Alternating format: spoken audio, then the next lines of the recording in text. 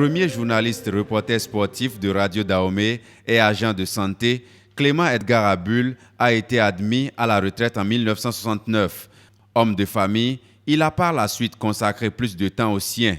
Au moment de regretter son départ pour l'éternité, les témoignages rappellent combien il a impacté son entourage et même sa génération. C'était une référence parce que Abul était déjà le premier reporter sportif du Dahomey en 1960. C'est lui qui a fait la finale de la Coupe de l'Indépendance le 1er août 1960, après la proclamation de l'indépendance. Donc il a commencé en cette période-là et il aimait beaucoup le travail. Il aimait le travail bien fait.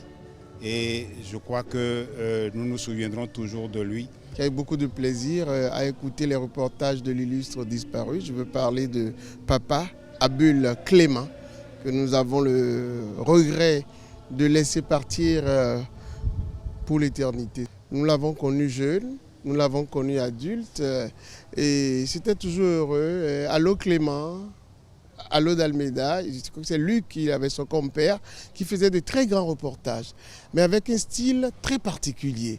Et une maîtrise, n'est-ce pas, du langage footballistique, mais qu'on nous donne dans un français agréable, avec une voix grave qui, dans les moments chauds des matchs, que ce soit Asso Cotonou, Étoile de Porto Novo ou Alliance ou Postel, dans le bon vieux temps, on entendait la voix de papa Abul. Je garde de lui comme souvenir un père bon, exigeant sur la morale, exigeant sur le vivre ensemble.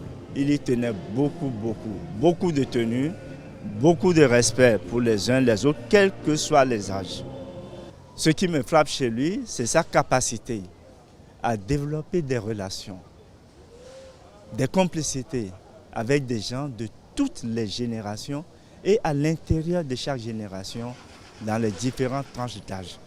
Au cours de cette messe corps présent, une absoute a été dite avant que le cortège funèbre ne prenne la direction du cimetière PK14 où feu Clément Edgar Abul a été conduit à sa dernière demeure.